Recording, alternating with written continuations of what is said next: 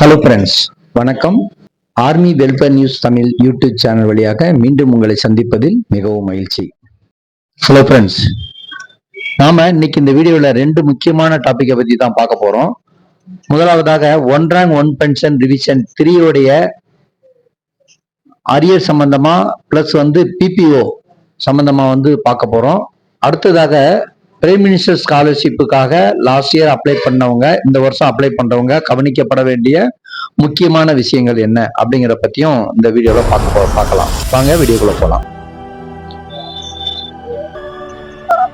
நண்பர்களே, அனைவருக்கும் தெரிஞ்சிருக்கும், பிஎம்எஸ்எஸ் அப்படின்னு சொல்ற பிரைம் மினிஸ்டர் ஸ்காலர்ஷிப் ஸ்கீம் அப்படிங்கிறது பாத்தீங்கன்னா லாஸ்ட் இயர் நிறைய பேர் அப்ளை பண்ணியிருப்பீங்க, இந்த வருஷம் அப்ளை பண்ணி காத்திருப்பீங்க. அப்ப இந்த வருடம் யாரெல்லாம் அப்ளை பண்ணணும் அப்படிங்கறதுல ஒரு சில இது இருக்கும். இந்த விஷயத்த கண்டிப்பா நீங்க தெரிஞ்சுக்கணும்.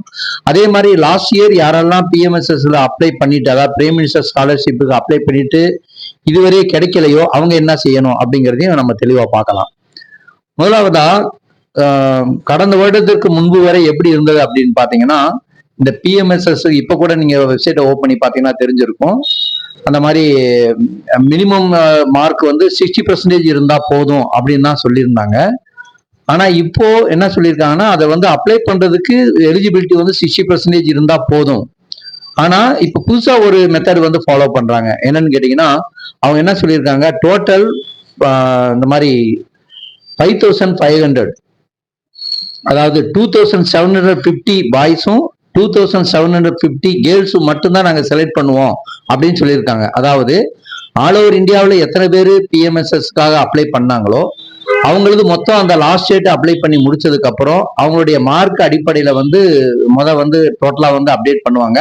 அதுல ஆர்டர் ஆஃப் மெரிட்ல, அதாவது வர்றதுல யார் அந்த 2750 பாய்ஸ்குள்ளேயும் தனித்தனியா பாக்குறாங்க, பாய்ஸுக்கும் கேர்ள்ஸுக்கும் 2750 கேர்ள்ஸும் அது மாதிரி செலக்ட் பண்றாங்க. அந்த மாதிரி செலக்ட் பண்றவங்க 2750 எந்த மார்க்ல நிக்கிதோ அந்த வரையை மட்டும் தான் எடுக்கிறாங்க. மீதி பேருக்கு அந்த இது பிஎம்எஸ்எஸ் கிடைக்கிறது இல்லை. அது மாதிரி லாஸ்ட் இயர் கிடைக்காம இருக்காங்க. இதுல கவனிக்கப்பட வேண்டியது என்னன்னு கேட்டீங்கன்னா, லாஸ்ட் இயர் பாத்தீங்கன்னாக்கா இந்த மாதிரி கேர்ள்ஸ் இது பாத்தீங்கன்னா 79.33% வரைக்கும் இருக்கிறவங்களுக்கு பிஎம்எஸ்எஸ் சாங்ஷன் ஆயிருக்குது. அடுத்து கிடைக்கல. இது முதலாவது, அதாவது பிஎம்எஸ்எஸ் நம்ம அப்ளை பண்றோம் இல்லைங்களா, முதலாம் ஆண்டு காலேஜ்ல சேரும் போது இருக்கிறது தான். அடுத்து அரியர் வைக்காம பாஸ் ஆச்சுன்னா அடுத்த 3 வருஷத்துக்கு கண்டினியூவா கிடைக்கும் அப்படிங்கிறது உங்களுக்கு தெரிஞ்சிருக்கும். இப்போ லாஸ்ட் இயர் பாத்தீங்கன்னா கேர்ள்ஸுக்கு 79.33%, தட் மீன்ஸ் 79% எடுத்தவங்களுக்கும் கிடைக்கல அப்படிங்கிறது தான் இதுல உண்மையான ஒரு விஷயம். ஸோ அப்படி இருக்கும்போது நீங்க என்ன பண்ண, முதல்ல ரெண்டு விஷயம் பார்க்கணும். இல்லை அப்போ பாய்ஸ்க்கு எவ்வளவு இருக்கும் அப்படின்னு கேட்டீங்கன்னாக்கா 1% கம்மி இருக்குன்னு வச்சுக்கோங்க. தட் மீன்ஸ் 78% இருக்கவங்களுக்கு கிடைச்சிருக்கு அப்படின்னு சொல்லி எடுத்துக்கலாம். ஸோ அப்ப நம்ம இப்போ கொஞ்சம் முன்ன பின்ன ஆயிருந்தா கூட அப்ராக்சிமேட்டா நான் என்ன சொல்ல வரேன்னு கேட்டீங்கன்னா, யாரெல்லாம் ஒரு 75% மேல இருக்கீங்களோ அவங்க இந்த வருடம், அதாவது கடந்த வருடம் +2 யாரெல்லாம் எக்ஸாம் எழுதினாங்களோ அவங்க அந்த அதாவது முன்னாள் முப்படை வீரை சேர்ந்த நண்பர்களது குழந்தைகள் யாரெல்லாம் 12ஆம் வகுப்பு கடந்த வருடம் எழுதினார்களோ அவங்க இந்த வருஷம் காலேஜில் சேர்த்திருப்பீங்க. அவங்களுடைய மார்க் 75% மேல இருந்தா நீங்க அந்த பிஎம்எஸ்எஸ்ல அப்ளை பண்ணா சரியா இருக்கும் அப்படிங்கிறது என்னுடைய கருத்து. அதுல ஏன்னா நீங்க என்ன பண்ணலாம், அதுக்கு மீறி அது இல்லை அப்படின்னு கேட்டீங்கன்னாக்கா அந்த கம்மியா இருக்கிறவங்க டைரக்டா நீங்க ஸ்டேட் கவர்மெண்ட்ல இருக்கிற ஸ்காலர்ஷிப்புக்கு அப்ளை பண்ணலாம். அமௌண்ட் கொஞ்சம் கம்மி தான். இப்போ பாய்ஸ் இங்க எப்படின்னு கேட்டீங்கன்னா, ஸ்டேட் கவர்மெண்ட்ல நீங்க டெக்னிக்கல சேர்த்தீங்கன்னா 25,000 rupees கிடைக்கும். அதே மாதிரி பிஎம்எஸ்எஸ் இருந்தாச்சுனாக்கா உங்களுக்கு பாய்ஸா இருந்தா 30,000, கேர்ள்ஸா இருந்தா 36,000 கிடைக்கும். இதுல எப்படின்னு கேட்டீங்கன்னா, இந்த ஸ்டேட் கவர்மெண்ட்ல பண்றதுக்கு பெர்சன்டேஜ் ஒரு செக் பாயிண்ட் கிடையாது. அதனால நீங்க யாரெல்லாம் 75% கீழே இருக்கீங்களோ அவங்க ஸ்டேட் கவர்மெண்ட்ல நீங்க அப்ளை பண்ணா உடனடியாக உங்களுக்கு அமௌண்ட் கிடைக்கும் அப்படிங்கிறதா. அதனால தயவுசெய்து அப்படி பண்ணீங்கன்னா உங்களுக்கு கரெக்டா இருக்கும் அப்படிங்கிறது. மேல ரெண்டாவது ஒரு பாயிண்ட், போன வருடம், அதாவது கடந்த வருடம் யாருடைய குழந்தைகள்லாம் பிஎம்எஸ்எஸ்க்கு அப்ளை பண்ணி இது வரைக்கும் அமௌண்ட் கிடைக்கலையோ அவங்க இனியும் காலதாமதப்படுத்த வேண்டாம். அவங்க அதுல உங்களுக்கு மெயிலாவோ மெசேஜாவோ ஒரு மெசேஜ் வந்திருக்கும், இந்த மாதிரி ஆர்டர் ஆஃப் மெரிட்ல இத்தனை பேர் தான் செலக்ட் பண்ணிருக்கோம் அப்படின்னு.